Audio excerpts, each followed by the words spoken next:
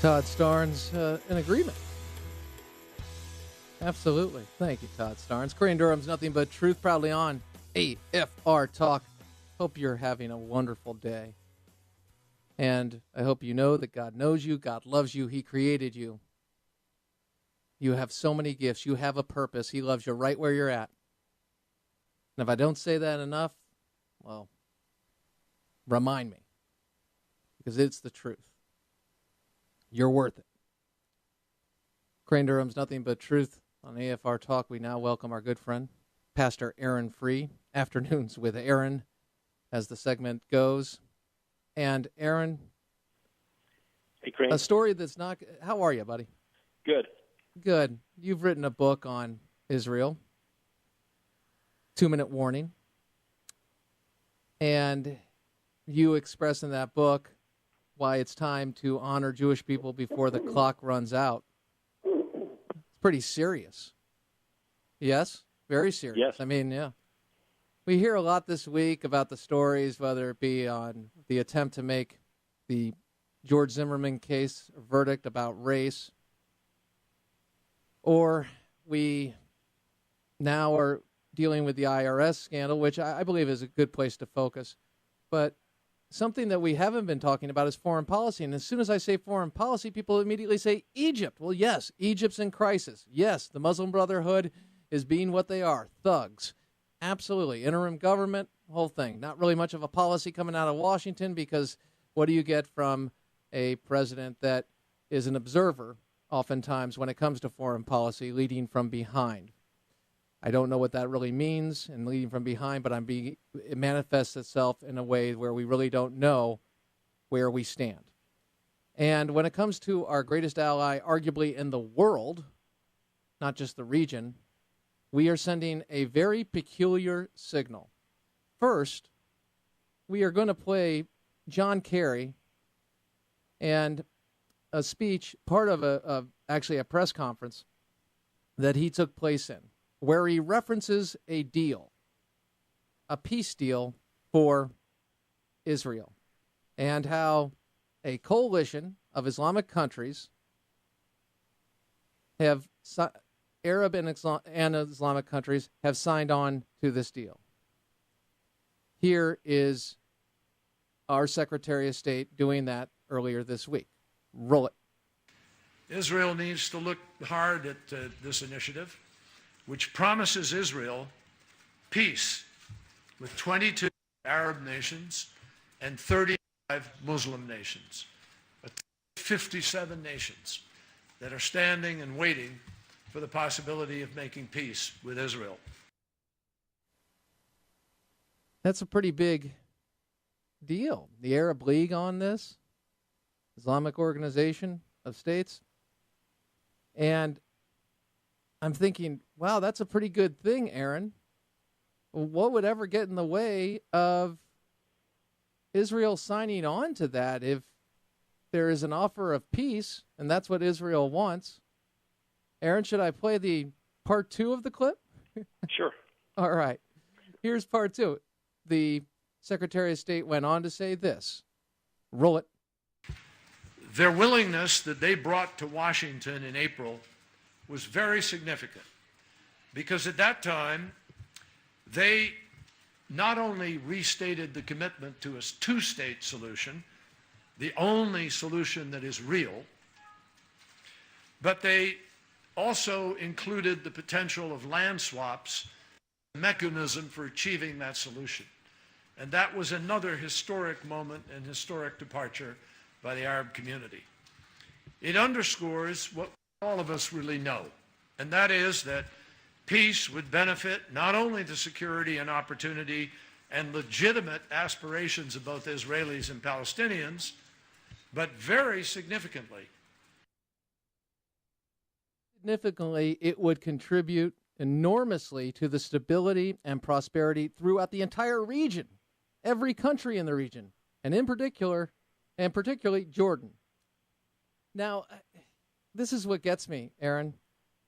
It's presented as 22 Arab nations, 35 Muslim nations, 57 nations are pushing forth a peace plan. Something that Israel has wanted to do is live in peace with their neighbors and the world. And it seems that they're resisting this. Why on earth would Israel resist this type of offer? Aaron? Well, in all due respect to the Secretary of State, his rhetoric is very noble. He's the proverbial new kid on the block, and every time we get a new Secretary of State, their language, their rhetoric is very noble. Peace is coming, and however, the issue is, Crane, that every time this happens and the Arab League and the United States push Israel to give up more land for peace, what happens is their security is threatened all the more. In 2005, they gave up Gaza under pressure from the United States, pressure from the Secretary of State.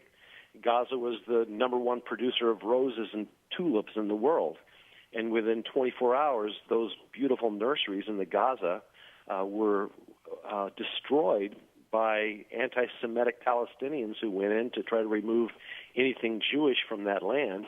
And within a few days had set up their rocket launchers right on the border and have sent 10,000 rockets into southern Israel. And so the problem is not Israel.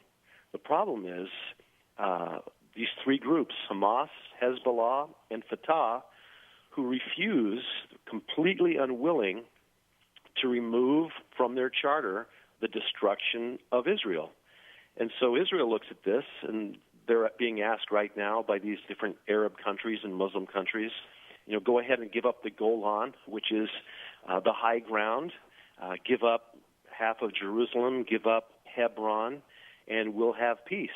But again, every time Israel does this, Crane, their security is threatened all the more. And I always say, if Hamas, Hezbollah, and Fatah stop terrorizing Israel, there will be no more war.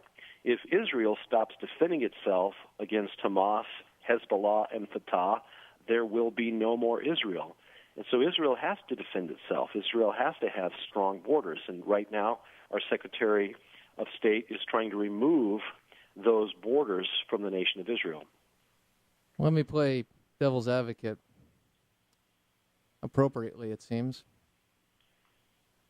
Coined that. John Kerry, our Secretary of State, has said that this is a core issue of instability. And Arab states have communicated that to John Kerry. It's a core issue of instability. The dispute between Israel and Palestinians is a core issue. So if they just fix this. And Aaron, you're painting this as very black and white, like right and wrong. And what I get from 57 other countries and pretty much the rest of the world, include the EU, we'll talk about that a little later, and they say it's just a dispute and they just can't get along. So I'm confused.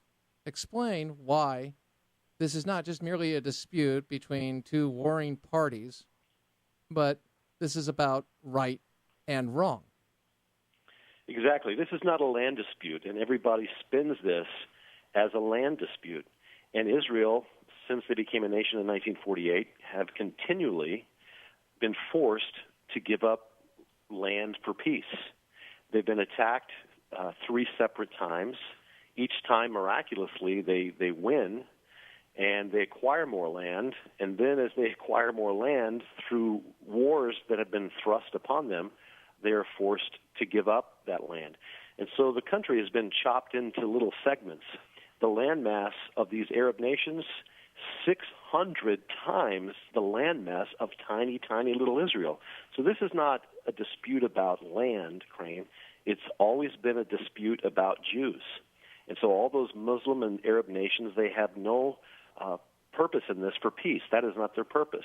Their purpose is to continue to chop up Israel, to delegitimize the state of Israel so that they can remove it from the region. That is their ultimate goal in the Palestinian Charter. That is their ultimate goal. Israel knows this, so they continue to, fight the fight against terror. In the same way, United States of America, these Islamic nations and Islamic fundamentalist nations that want to destroy us.